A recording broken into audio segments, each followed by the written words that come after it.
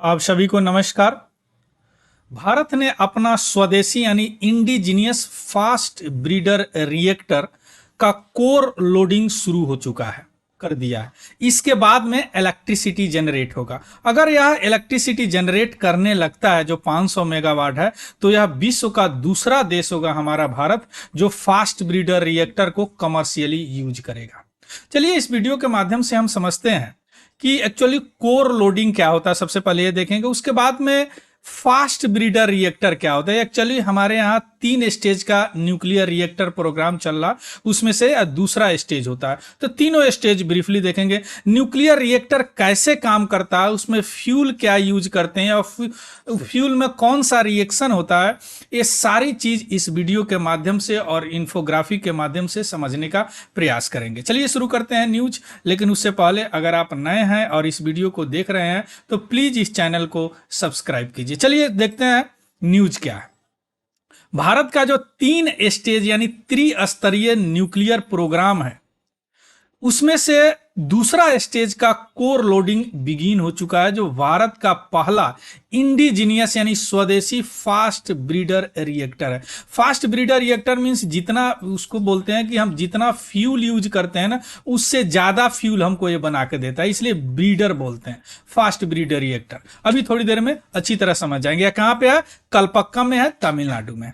अगर यह कमीशन्ड हो जाता है, शुरू हो जाता है, तो भारत दूसरा कंट्री होगा रूस के बाद जो कमर्शियली ऑपरेट करेगा एफबीआर फास्ट ब्रीडर रिएक्टर को। अब ऐसी बात नहीं कि और किसी कंट्री के पास है ही नहीं, चाइना के पास है, लेकिन बहुत छोटा सा प्रोग्राम है फास्ट ब्रीडर का। इसके अलावा जापान, फ्रांस और यूनाइटेड स्टेट में भी था, लेकिन ये लोग बंद कर दिए चूंकि सेफ्टी कंसर्न के चलते, है ना, सेफ्टी कंसर्न के चलते ये लोग बंद कर दिए। क्लियर। अब देखिए एक कोर लोडिंग क्या होता है। न्यूक्लियर रिएक्टर मींस क्या होता है? एक फर्नेस की तरह होता है जिसमें फ्यूल में यूज करते हैं हम nuclear element, isotopes of radio active isotopes use करते हैं। रेडियो एक्टिव आप समझते हैं, स्कूल डे में पढ़े होंगे, जो खुद को विकिरण निकलता है अल्फा बीटा गामा, उसको रेडियो एक्टिव। तो इस रिएक्टर में नॉर्मली हम यूरेनियम का आइसोटोप यूज करते हैं। क्लियर।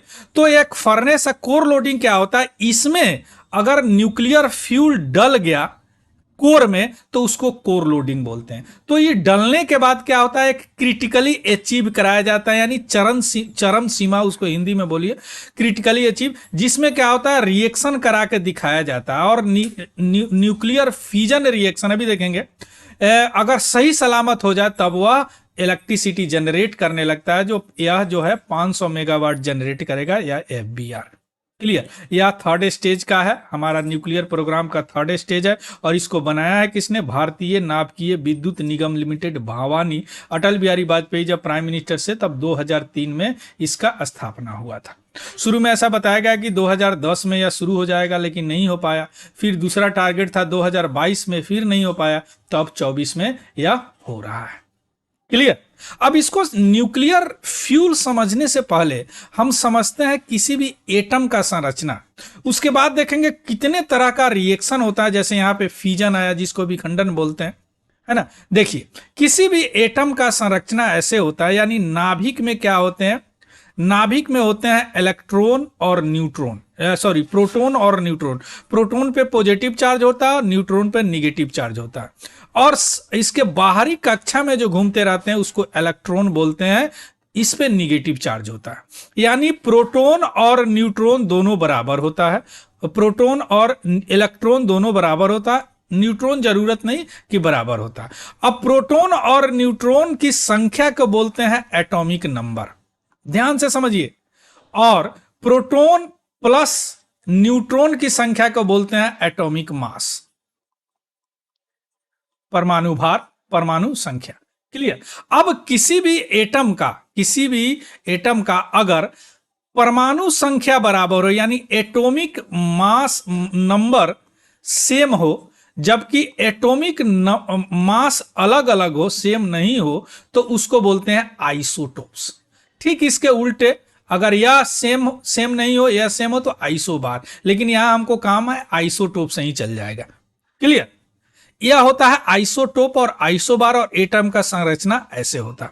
अब देखिए जो न्यूक्लियर रिएक्शन होता है जिसमें नाभिक भाग लेते हैं, न्यूक्लियस भाग होते हैं, दो तरह के होते हैं, दो होंगे, या तो एक नाभिक टूट के दो में बंट जाएगा, इसमें भी एनर्जी निकलते हैं, या दो नाभिक मिलके एक बन जाएगा, इसमें भी एनर्जी निकलते हैं। दो नाभिक मिलके एक बन गया, इसमें क्या होता है, इसी से हमारा सोलर एनर्जी आता है। इसको बोलते हैं न्यूक्लियर फ्यूजन या संलयन, इंग्लिश में हिंदी में बोलते हैं, यानी जुड़ जाना, और या विखंडन यानी विखंडित हो जाना। क्लियर, समझ गए? तो पूरे दुनिया का इंक्लूडिंग इंडिया का न्यूक्लियर प्रोग्राम जो एनर्जी जनरेट होता है, इलेक्ट्रिसिटी जनरेट होता है, वह न्यूक्लियर फ्यूजन पे है या फ्यूजन पे है। फ्यूजन को अभी हम कंट्रोल नहीं कर पाते हैं, इसलिए इसका नहीं है। इसको कंट्रोल करते हैं, करेंगे, इसी को आर्टिफिशियल एक्सपेरिमेंट या ईटर वगैरह बोलते हैं। ईटर का इंडिया सदस्य है। यहां पे केवल इसका काम है, चूंकि न्यूक्लियर रिएक्टर में यही रिएक्शन यूज होते हैं। क्लियर? अब देखिए इस तरह होते हैं, इसमें या एनर्जी जनरेट करते हैं, हीट जनरेट करते हैं, हीट जनरेट से स्टीम बनता है, स्टीम से क्या होता है, टरबाइन चलते हैं, टरबाइन से जनरेटर लगा रहता है, और यह मैकेनिकल एनर्जी को इलेक्ट्रिकल एनर्जी में ग्रिड में भेज देता है, हम लोग यूज कर लेते हैं। जो पानी होता है कूलेंट होकर बाहर निकल जाता है। क्लियर? अब देखिए, अब यह जो न्यूक्लियर फ्यूजन होता है, ध्यान से समझिएगा, मान लीजिए एक है या एक न्यूट्रॉन इस पे बम्बार्डमेंट किए तो यह दो में बट गया। ठीक, अब यह जो दो जो है यह भी तीन न्यूट्रॉन देगा। अब तीन न्यूट्रॉन इसको करेगा तो तीन तिहाई 9, 9 3 27, इस तरह करते करते यानी एक चेन रिएक्शन शुरू हो जाता है, जिसको कंट्रोल करना मुश्किल हो जाता है। ऐसे ही इसको नहीं कंट्रोल करने में एटम बम बनाया जाता है इसी से। क्लियर? एटम बम इसी से बनाया जाता है। लेकिन इसको कंट्रोल करने के लिए हम मॉडरेटर वगैरह यूज करते हैं, तो यह कंट्रोल्ड हो जाता है। देखिए ऐसे यूज करते हैं, यानी एक ही यहां से स्लो न्यूट्रॉन बम्बार्ड किया, तीन यहां से न्यूट्रॉन निकले और दो भाग में दो विखंडन हुए। क्लियर? अब यह एनर्जी निकला, तो इसमें से दो को ये क्या कर लेंगे, अवशोषित कर लेंगे, यानी सोख लेंगे, एक को जाने देंगे यहां। तो क्या हो जाएगा, अब यहां अगर तीन जाते तो 9 करते, तो यह क्या होगा, कंट्रोल्ड न्यूक्लियर फ्यूजन रिएक्शन हो जाता है। ध्यान से समझिएगा, कंट्रोल्ड न्यूक्लियर फ्यूजन रिएक्शन, और इसी से हीट जनरेट होता है। अभी देखेंगे उससे क्या होता है, स्टीम बनता है, और ये सारे काम हम लोग करते हैं। क्लियर? अब देखिए यहां पे आइसोटोप को जहां तक बात होती है, यूरेनियम यूज करते हैं। यूरेनियम का मुख्यतः दो आइसोटोप पाया जाता है। एक है यूरेनियम 238, यानी इसका एटॉमिक नंबर क्या है, 92, और एटॉमिक न्यूट्रॉन क्या हो जाएगा, 238, दोनों को जोड़ देंगे 238 हो जाएगा।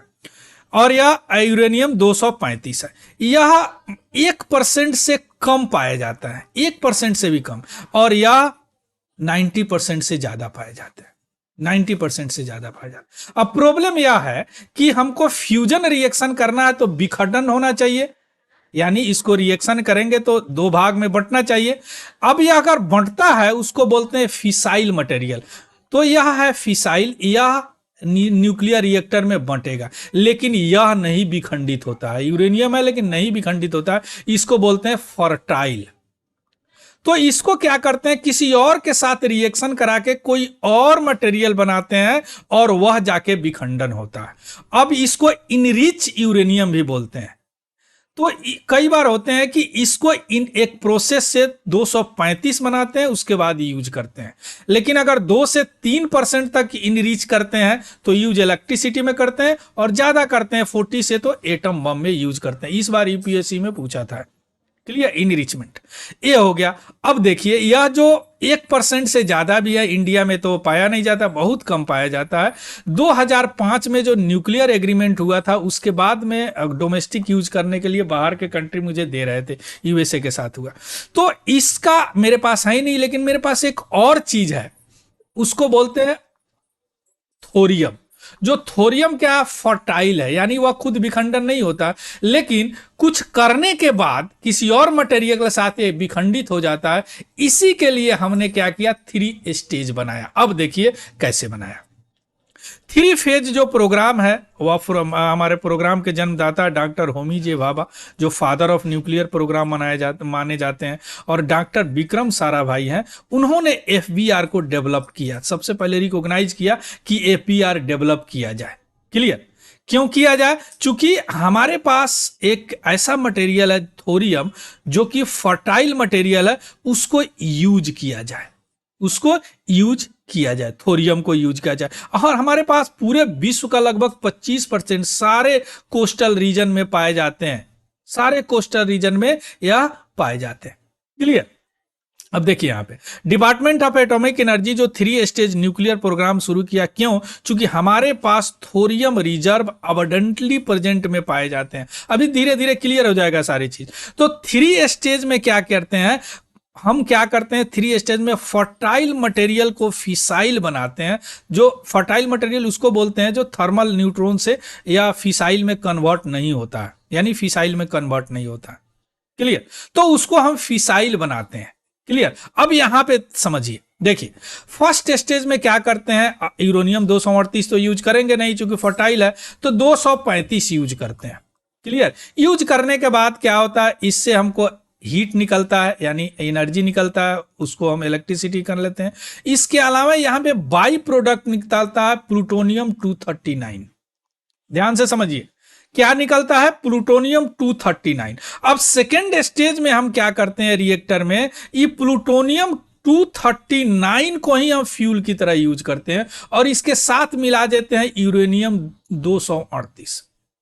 अब ये दोनों के मिलाने के बाद ये खुद जनरेट करता है प्लूटोनियम 239, जनरेट करता है प्लूटोनियम 239। अब देखिए फ्यूल दे रहा है 239, जनरेट भी कर रहा है 239, तो इसीलिए इसको ब्रीडर रिएक्टर बोलते हैं। अब 239 इतना जनरेट करता है कि हम क्या करते हैं, इसको थोरियम यहां पे डाल देते हैं। तो थोरियम के साथ भी रिएक्शन करके या यूरेनियम 233 जनरेट करता है जो कि फिसाइल मटेरियल है। अब इसको हम क्या करेंगे, थर्ड स्टेज में यूज कर लेंगे, यूरेनियम 233 को यूज कर लेंगे और इसको भी अगर थोरियम के साथ हम डाल दें तो और यूरेनियम 233 या जनरेट करेगा। अब देखिए यहां पे थोरियम का यूज हो गया कि नहीं हो गया, यहां पे थोरियम का यूज हो गया और यहां पे क्या ब्रीडर, जितना आप डाल रहे हैं प्लूटोनियम 239 उससे ज्यादा या निकाल रहा 239। आ रहा बात समझ में, है ना? और यह है जो नॉर्मली है या बहुत कम पाया जाता है, इसलिए 3 स्टेज की संकल्पना की गई। क्लियर? तो इसमें से यह जो सेकेंड स्टेज है उसका कोर लोडिंग शुरू हो चुका है। देखिए फर्स्ट स्टेज है जिसमें रिएक्टर को बोला जाता है प्रेशराइज्ड हेवी वाटर रिएक्टर, इसीलिए बोला जाता है कि इसमें हेवी वाटर यूज करते हैं कूलेंट की तरह, यानी ज्यादा हीट हो जाएगा तो फट सकता है फर्नेस, है ना? तो PHWR इसमें नेचुरल यूरेनियम फ्यूल की तरह यूज करते हैं, यूरेनियम 235, है ना? और हेवी वाटर जो क्या होता है कूलेंट और मॉडरेटर की तरह यूज, अभी देखें मॉडरेटर क्या होता है। सेकेंड स्टेज में क्या होता है, FBR जो कि बैकअप होता है रीप्रोसेसिंग प्लांट से, जो कि प्लूटोनियम को और जनरेट करता है, यानी वह मल्टीप्लाई करता है फिसाइल मटेरियल का। प्लूटोनियम क्या है, फिसाइल मटेरियल है जो विखंडन होता है ना? और उसके बाद में इस फिसाइल मटेरियल जनरेट करता है, उसके बाद में पावर बेस में हम क्या थोरियम के साथ यूज कर देते हैं तो वह यूरेनियम 233 जनरेट कर देता है और यह साइकिल चलता है और थर्ड स्टेज में हम यूज कर लेते हैं जिसको बोलते हैं एडवांस हेवी वाटर रिएक्टर, जो अभी प्रपोज्ड है। इसीलिए इंडिया ने 3 स्टेज न्यूक्लियर वाटर रिएक्टर, इस तरह रिएक्शन होते हैं। यूरेनियम 238 एक न्यूट्रॉन यूरेनियम 239 बनाएगा, उसके बाद में एक बीटा, आप जानते हैं अल्फा बीटा गामा रेडिएट करता है, उसके बाद NP बनाएगा, उसके बाद फिर एक डीके हो जाएगा, लास्ट में प्लूटोनियम 239 बना देगा। क्लियर? तो इसको मॉक्स फ्यूल भी बोलते हैं, है ना? क्योंकि यह मल्टीपल ऑक्साइड करके रिएक्शन करके होता है। इस तरह का हमारा न्यूक्लियर 3 स्टेज न्यूक्लियर प्रोग्राम है। ध्यान से समझिए, देखिए नेचुरल यूरेनियम यूज करते हैं, PHWR pressurised heavy water reactor, है ना?